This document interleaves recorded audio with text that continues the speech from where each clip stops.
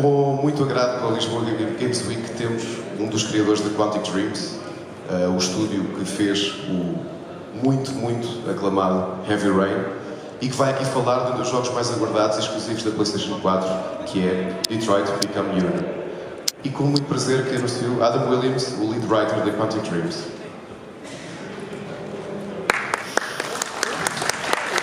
Thanks, guys. So those of you who are familiar with the studio Quantic Dream, you'll know that we make interactive dramas. And the idea with the interactive drama is that the story is meaningful, that the player is confronted with emotional dilemmas and difficult choices, and that the player becomes a co-writer or co-director of the story. It's something we did with Heavy Rain, with Beyond, and we want to take it to the next level with Detroit. Now, Detroit is set in the very near future of our world, 2038. And in that near future, things are very similar to the world we live in now, with one important difference. Androids, machines that look and talk and behave just like people, have become everyday technology, in the same way that everybody has an iPhone now or a tablet now. In 2038 in the States, everybody has an Android. And these androids have transformed society in good ways and bad ways. They've made the country very rich. They've given everybody the ability to have a servant. They've opened up new industries, and they've given the country huge growth.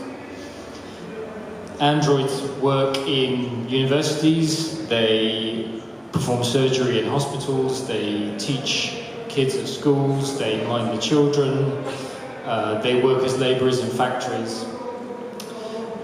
A side effect of this is that unemployment is very high, and society is somewhat divided over the attitude towards androids, because they've brought problems too, created social unrest, and made people feel obsolete. People who used to work in important industries, humans, have been replaced by machines, and there's resentment there.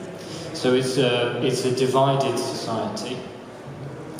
Now, where we pick the story up, these androids, which are everywhere, a few of them have started to develop a very strange problem. They have begun to experience emotion, and they shouldn't do that. These androids are supposed to just be servants, they're owned like property, they're commodities. But because some of them have begun to feel emotion and desire freedom, these androids are known as deviants, and they're problematic androids, androids that need to be addressed, fixed.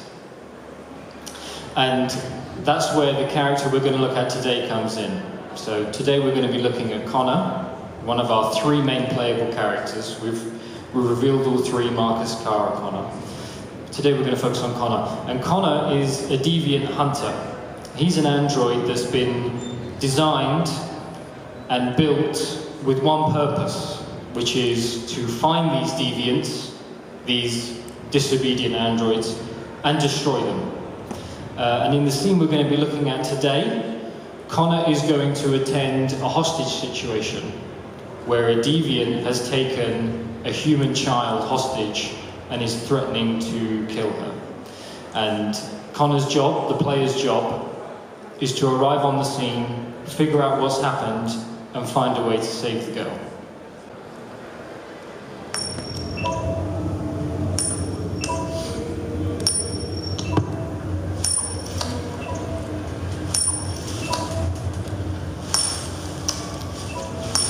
You can see here, as an android, Connor needs to wear a uniform that clearly marks him out as a machine.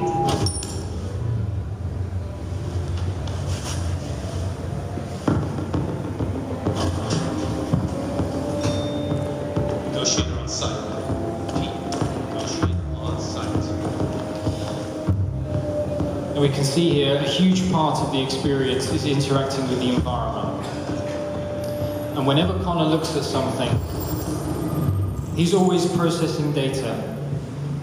Each of our 3 playable characters has unique abilities, and Connor, as a detective, is able to digest complex information extremely quickly. An intuitive control system that tries to mimic the character's action through the controller's action. This is the first dilemma in the game. So there's a fish in trouble, will you save it or not? We like, in the user test, to see who saves the fish, who doesn't. Evil. Unacceptable decision. Please, you gotta save my little girl. Wait. You're sending an android? All right, man. We need to go. You can't do that. Why aren't you sending a real person? Joel, that's the thing. So we have here a breakout with this clear objective, find Captain Allen. This feature we call the Mind Palace. So Connor is able to look at his environment and see immediately where his objectives are, what interactions are available. I don't give a shit. With a touch of R1, we're switching camera angles, which again allows the player to curate his own experience and decide how he wants to film what he's seeing.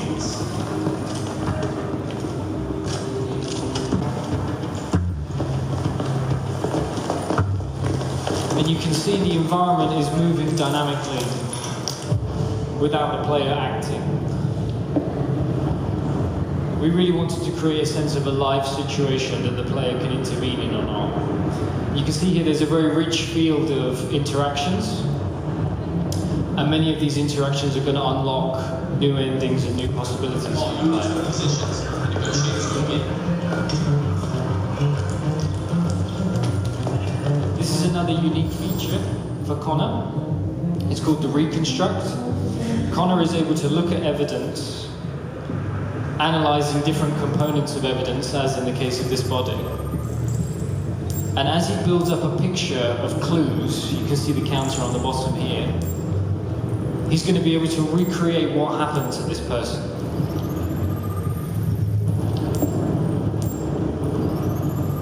So we have all 4 of our clues analysed. We're going to go into a reconstruct. And you can see here Connor is literally rewinding and fast forwarding through time to see what happened to this victim.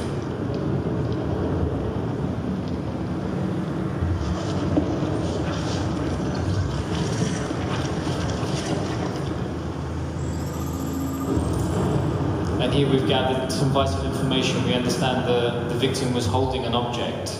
So if we rewind, we're going to see where that object went.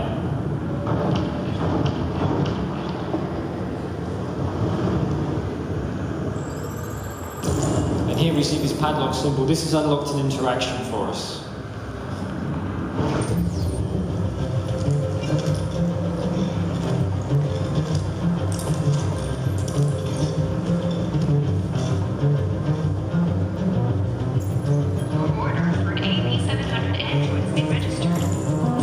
So now Connor's gathering more and more information about, is building up a picture of what's happened in this case.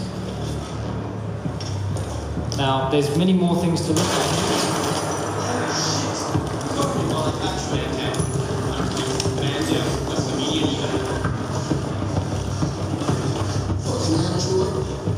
There's plenty of stuff to look at here. For this playthrough, I think we'll go straight out to the balcony and confront the hostage, and then maybe we'll have another look at how else we can play it.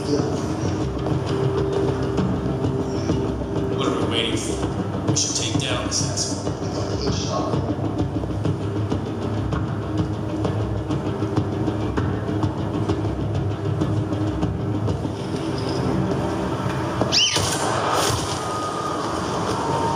Stay back! Don't come any closer or I'll jump!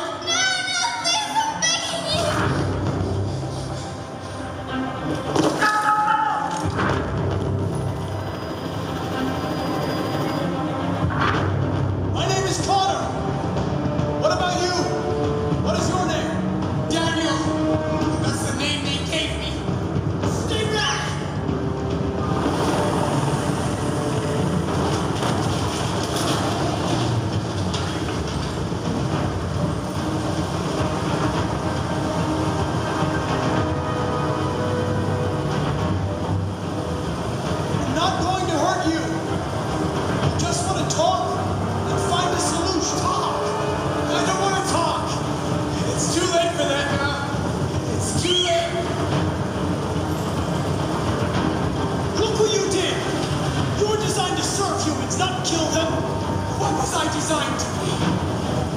slave, their toy. I just wanted them to care about me. I just wanted to matter. I just wanted to be someone. You can see here we've unlocked. There's no way out, Daniel. What you've done is too serious. The only question is whether or not you hold cards. If I die, she dies. You hear me? You take another innocent life. Are you okay, Emma? Please help me. I don't want to die. I don't want to die. Nobody's going to die. Stay calm. Everything's going to be fine. I can't stand that noise anymore. Tell that helicopter to get out of here. I don't think they'd listen to me.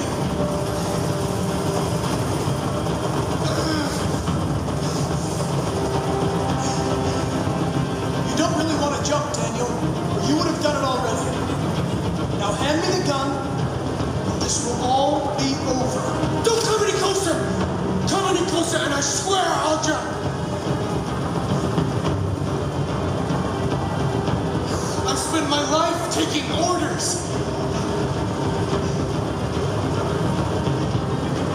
Now it's my turn to decide.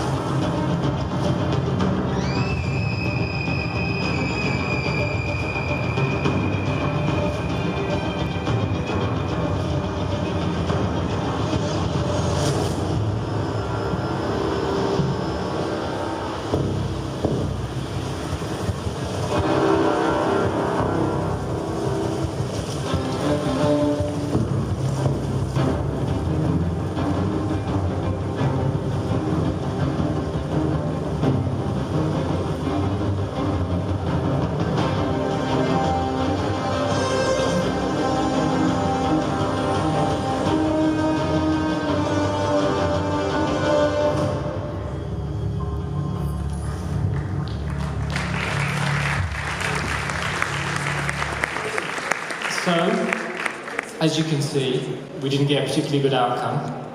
We're going to run the rig up and try again, and try a different approach. And the illustration for us here is that every decision the player makes throughout the course of the scene, how he interacts with his environment, the dialogue choices that he makes, the approach he chooses to take with the hostage, each contributes to a different outcome, which is what gives us such a bending scene with so many permutations and so many versions of endings. So let's start again and approach things differently. This time, Connor's going to spend more time gathering information on the hostage taker, which is going to give him more tools in negotiating with the hostage taker, and hopefully we'll get a different ending.